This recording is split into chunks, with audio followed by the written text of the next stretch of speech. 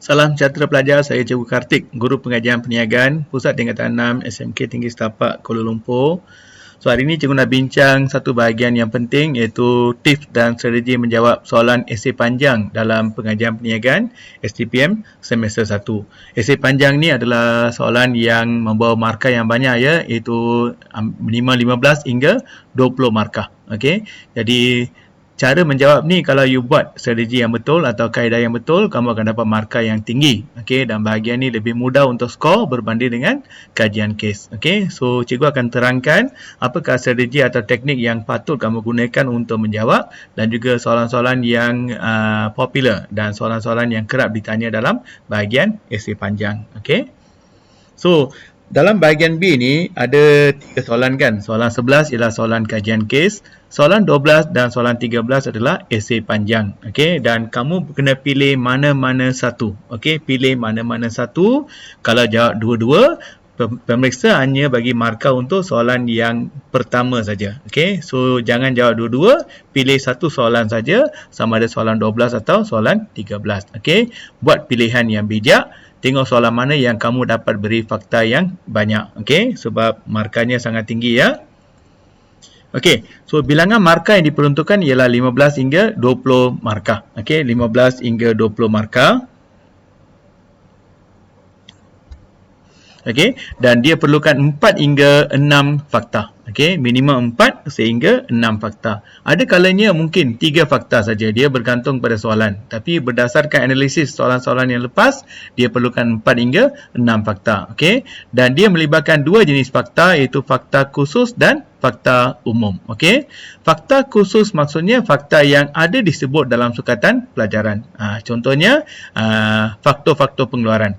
Dalam sukatan pelajaran dia dah sebut dah. Okey, faktor pengeluaran ialah bahan mentah, teknologi, modal insan, modal dan keusahawanan. Itu dipanggil fakta khusus. Okey, fakta umum maksudnya tidak dinyatakan secara khusus dalam sukatan pelajaran. Contohnya peranan perniagaan pada pengguna. Okey, dalam sukatan pelajaran dia hanya sebut jelaskan peranan perniagaan pada pengguna. Dia tak sebut apa peranannya. Okey, peranan ni kamu dapat daripada buku yang kamu rujuk. Contohnya seperti menyediakan barang yang dengan harga yang berpatutan, okey, menyediakan pelbagai barang dan perkhidmatan, menyediakan perkhidmatan lepas jualan, okey, menyediakan barang yang bermutu. Itu rujuk pada fakta umum. Okey, fakta yang tidak dinyatakan dalam sukatan pelajaran. Okey.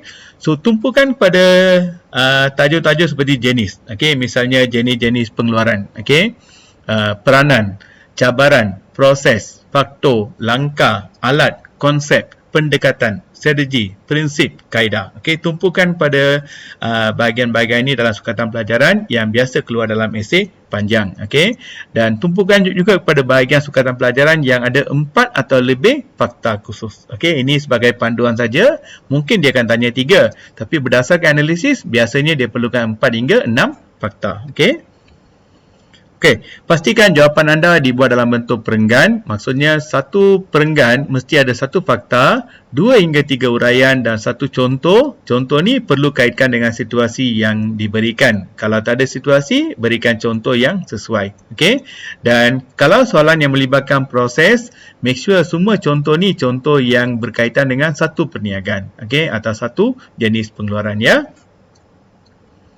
Okey, contoh soalan. Okey, jelaskan 6 faktor persekitaran tugas yang terlibat dalam perniagaan pengeluaran perabot. Jadi, bila kamu baca soalan ni, kamu kena perhatikan 4 perkara. Satu, kata tugas iaitu jelaskan. Yang kedua, apa yang ditanya iaitu 6 faktor persekitaran tugas. Okey, situasi adalah pengeluaran perabot, markahnya adalah 18. Jadi, 6 kali 3. Okey, ini adalah fakta khusus. Sebab dalam sukatan dia dah sebut dah faktor persekitaran tugas ni rujuk pada 6 PKM, iaitu pelanggan, pekerja, pembiaya, pesaing, pemodal. Okey. Lepas tu kerajaan, okey, masyarakat, itu dipanggil faktor persekitaran tugas. Okey.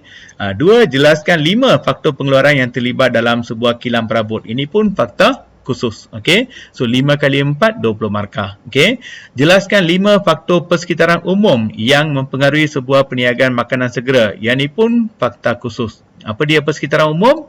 Persekitaran teknologi, persekitaran sosio budaya, persekitaran antarabangsa, persekitaran ekonomi, okey, persekitaran prasarana, persekitaran politik dan perundangan yang dipanggil pesta PP. Okey, ada 7 ya. Lepas tu 4 cabaran yang dihadapi oleh seorang pengurus pengeluaran kilang pembuatan roti. Cabaran ni bukan fakta khusus, ini adalah fakta umum. Okey. So ada pelajar sebut perubahan teknologi, ada pelajar sebut peningkatan teknologi, ada pelajar sebut perkembangan teknologi. Boleh terima sebab ini bukan fakta khusus. Okey. Jelaskan 5 pendekatan pemasaran. Okey. So yang ni tidak melibatkan situasi tapi kena bagi contoh sebab soalan kata jelaskan. Okey. So 5 pendekatan pemasaran ni apa? Pendekatan pengeluaran, pendekatan penjualan, pendekatan produk, pendekatan pemasaran dan juga pendekatan pemasaran kemasyarakatan. Okey. Jelaskan 4 langkah dalam penyelidikan pemasaran fakta khusus ya. Jelaskan 4 peringkat dalam kitaran ayat produk. Okey, iaitu pengenalan, pertumbuhan, kematangan dan kemerosotan. Okey. Jelaskan 5 cabaran pengurusan sumber manusia dan jelaskan proses tindakan disiplin. Ini adalah contoh soalan esei panjang yang pernah ditanya dalam exam sebelum ni ya. Okey, mari kita perhatikan strategi atau teknik dan tips menjawab. Okey. Contoh soalan, jelaskan 5 faktor pengeluaran yang terlibat dalam sebuah kilang perabot. Okey. So first kenal pasti apa yang ditanya. Okey. So yang merah tu dia tunjuk faktor pengeluaran kan. So faktor pengeluaran ni ada 5. Bahan mentah, teknologi, keusahawanan, modal insan. Jadi kalau disebut yang 5 ni, kamu akan dapat 5 markah sebab ini melibatkan 5 faktor pengeluaran. Okey. Kata tugas jelaskan, jadi perlu ada contoh. Situasi kilang perabot. Jadi jawapan mesti ada kilang perabot. Markah 20, jadi 1 fakta, 2 uraian dan 1 contoh. Okey. Alright, so pastikan anda mempunyai fakta dan uraian yang mencukupi. So faktanya bahan mentah, uraian ingat keyword dia input. Yang kedua barang siap, barang separuh siap. Contoh kayu. Okey, jadi kamu dapat 4 markah ni. Okey. Cara menulis. Okey, 5 faktor pengeluaran yang terlibat dalam sebuah kilang perabot ialah, ini ayat pendahuluan untuk menunjukkan kamu dah kaitkan dengan kilang perabot. Jadi bahan mentah 1 markah. Ayat bahan mentah merujuk pada input yang akan digunakan dalam proses pengeluaran. Uraian 1 markah. Input mungkin berbentuk barang siap atau separuh siap. Uraian 2 1 markah. Contohnya, kayu merupakan bahan mentah yang diperlukan untuk menghasilkan perabot. 1 markah untuk contoh. Nampak? Fakta 1, 2 uraian dan 1 contoh. Okey. So uraian ni boleh bagi dalam bentuk point form ataupun dalam bentuk esei. Make sure satu perenggan tu ada 4 perkara penting ni. Okey. Contoh yang kedua, jelaskan 4 cabaran yang dihadapi oleh pengurus pengeluaran di kilang pembuatan perabot. Okey, 16 markah, maksudnya 4 kali 4. Apa yang ditanya? Cabaran pengurus pengeluaran. Kata tugas, jelaskan situasi kilang pembuatan perabot. Markah 16, 1 fakta, 2 uraian dan 1 contoh. Okey, mari kita perhatikan contoh jawapan. Okey, fakta peningkatan teknologi. Uraian, peka. Okey, pengurus pengeluaran ni perlu alert peka tentang perubahan persekitaran teknologi. Yang kedua, persekitaran teknologi maksudnya penggunaan kaedah baru. Okey, menyebabkan proses pengeluaran lebih cepat, barang bermutu, penjimatan kos dan sebagainya. Okey, contoh penggunaan mesin dalam pemasangan perabot. Okey. Contoh jawapan. Cabaran pengurus pengeluaran di kilang pembuatan perabot ialah peningkatan teknologi. Fakta 1. Okey, pengurus pengeluaran lebih peka tentang persekitaran akibat perubahan teknologi baru dalam pengeluaran perabot yang boleh berlaku dengan pantas. Okey, ayat ni boleh pendekkan. Okey, boleh pendekkan, jadikannya lebih mudah pun boleh. Okey. Penggunaan kaedah baru dalam proses pengeluaran perabot akan meningkatkan kecekapan operasi. Okey, ini uraian yang kedua. Contoh, seorang pengurus pengeluaran kilang perabot menukarkan kaedah pemasangan perabot sedia ada kepada kaedah baru menggunakan mesin yang lebih canggih. Ini cabarannya. Okey, dia terpaksa menukarkan kaedah sebab perubahan yang berlaku dalam teknologi. Okey. Poin nombor 2, penekanan pada kualiti. Okey, pengurus pengeluaran perlu pastikan produk yang dikeluarkan mempunyai kualiti yang baik sebab pengguna sekarang pentingkan produk yang dibeli ni ada barang yang berkualiti. Ini uraian 1. Okey. Dan pengurus juga perlu pastikan produk perabot ni dikeluarkan mengikut standard atau piawaian yang telah ditetapkan. So keyword dia adalah piawaian. Yang tadi itu pengguna pentingkan kualiti. Okey, so uraian 1, uraian 2. Okey, contoh, pengurus pengeluaran kilang perlu menangani isu peningkatan kos akibat penggunaan kayu berkualiti untuk pengeluaran perabot. Ini cabaran yang dihadapilah. Okey. Tiga, isu penjagaan alam sekitar. Okey, pengurus perlu peka tentang kesan pengeluaran. Keyword dia apa? Kesan pengeluaran ke atas alam sekitar. Okey, at the same time, dia juga kena jaga objektif syarikat untuk mendapat keuntungan. Okey, so keyword yang kedua, sisa pengeluaran. Okey, bagaimana dia nak uruskan sisa pengeluaran ni? Kalau dia tak uruskan dengan baik, dia mungkin akan menghadapi masalah tindakan undang-undang. Okey, tindakan daripada masyarakat. Ini adalah cabaran dia. Okey, contohnya, seorang pengurus pengeluaran kilang perabot telah menggunakan khidmat pakar pengurusan sisa pengeluaran untuk menguruskan sisa pengeluaran perabot. Okey. Last one, sumber semakin berkurangan. Fakta yang keempat, okey. Apa sumbernya? Sumber bukan maksudnya sumber semula jadi. Sumber can be anything. Okey, can be bahan mentah, okey, modal insan, modal, can be anything. Okey. So macam contohnya sumber manusia. Sumber manusia terlatih ni semakin berkurang. Okey, bila kamu dah latih pekerja, mungkin mereka akan pindah ke kilang lain sebab dapat ganjaran yang lebih menarik. Itu cabaran kita. Okay? So, kamu kena pastikan sentiasa. Okay? Kena pastikan pekerja sentiasa mencukupi supaya tak ada gangguan. Okay? Bahan mentah. Bahan mentah macam kayu ni semakin berkurang. Okay? Kalau bahan mentah tak cukup, boleh mengganggu operasi pengeluaran. Okay? Kewangan. Ada masalah modal. Okay? Modal tak cukup. Okay? Nak beli mesin baru ke atau nak tambah bahan mentah, kamu ada masalah modal. Itu cabaran kita. Okay? Contohnya, gangguan bekalan kayu menyebabkan pengurus pengeluaran perabot terpaksa menghentikan operasi kilang selama 10 hari. Ini adalah cabaran dia. Okey. So, satu fakta, dua uraian, satu contoh. Okey. Tajuk-tajuk popular. Okey. Esei panjang mengikut topik ni, macam bab 1 ni boleh tanya peranan perniagaan. Ini bukan fakta khusus dia. Faktor pengeluaran, okey. Cabaran perniagaan seperti globalisasi ni fakta umum ya. Okey.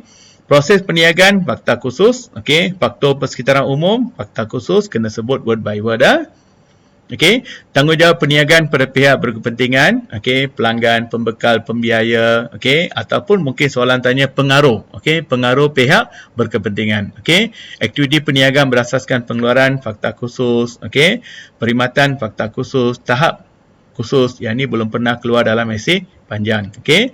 Bab 2, peranan pengurusan pengeluaran, evolusi pengeluaran. Ini fakta khusus ya. Okey, cabaran pengurus pengeluaran, kita ada kualiti sumber alam sekitar yang baru kita buat tadi. Jenis sesuatu, okey, tetap, proses, produk dan seluler. Okey. Faktor pemilihan lokasi kilang, ini bukan fakta khusus ya. Okey, proses kawalan kualiti yang 4 ni, mungkin kamu dapat 16 markah. Okey. Pengeluaran alat kawalan kualiti. Okey, kita ada 6 alat kawalan. Ini belum pernah keluar dalam esei panjang. Pendekatan kawalan. Okey, kawalan input, kawalan proses dan kawalan output. Okey, belum pernah keluar dalam esei panjang. Konsep sistem pengeluaran belum pernah keluar dalam esei panjang. Ini bab 2 ya. Okey, untuk bab 3, pendekatan pemasaran. Okey, pernah keluar dalam esei panjang. Okey, kita ada 5. Proses pemasaran 4 langkah. Okey, strategi pemasaran iaitu penembusan pasaran, pembangunan produk dan pempelbagaian. Pernah keluar dalam kajian kes. Okey. Faktor yang pengaruhi gelagat pengguna belum pernah keluar. Kita ada 5 ya. Budaya, sosial, individu, psikologi dan situasi. Okey. Proses pembelian produk pengguna belum pernah keluar dalam esei panjang. Pernah keluar dalam kajian kes. Okey. Pembelian produk baru belum pernah keluar. Produk industri belum pernah keluar dalam esei panjang. Okey. Langkah-langkah penyelidikan pemasaran keluar 2013. Okey. Asas segmentasi belum pernah keluar. Perletakan pasaran belum pernah. Okey. Penyasaran pasaran belum pernah. Komponen campuran pemasaran iaitu 4P. Okey, produk, pengedaran, penetapan harga dan promosi. Kita raya produk pernah keluar sekali. Okey. Keputusan produk individu belum pernah keluar. Campuran promosi. Okey, ini tajuk-tajuk popular untuk bab 3. Okey. Kewangan, pihak yang berkepentingan, nisbah kewangan belum pernah keluar. Kena sebut dengan betul ini fakta khusus dan berikan definisi dan contoh. Nisbah kecairan, dia mengukur keupayaan firma untuk membiaya hutang jangka pendek. Okey. Contohnya nisbah cepat dan nisbah semasa. Jadi kamu dapat 4 markah. Okey. Sumber dana jangka pendek. Okey, kena sebut jenis-jenis sumber dana. Ini belum pernah keluar dalam esei panjang. Sumber dana jangka panjang belum pernah keluar. Prinsip ganti rugi belum pernah keluar. Takaful belum pernah keluar. Okey. Bab 5, cabaran Ini fakta umumnya pernah keluar sekali. Okey. Pengurusan sumber manusia strategik. Okey. Faktor penentuan keperluan sumber manusia belum pernah keluar. Okey. Proses pengambilan belum pernah keluar. Tindakan menarik minat. Okey. Aspek pemilihan, jenis latihan, penentu pampasan, kaedah penilaian prestasi, proses tindakan, disiplin. Okey. Ini tajuk-tajuk popular untuk sumber manusia. Okey. So, jangan lupa subscribe, like dan share. Harap apa yang cikgu sampaikan ni bantu kamu. Okey, buatlah banyak latihan, okey, untuk biasakan diri dengan menulis esei panjang. Sebab esei panjang ni kamu kena tulis lebih kurang 1 hingga 2 hingga 3 muka surat. Jadi kenalah berlatih tulis banyak supaya kamu dah biasakan diri dengan cara menjawab. Okey, itu saja pelajar. Bye.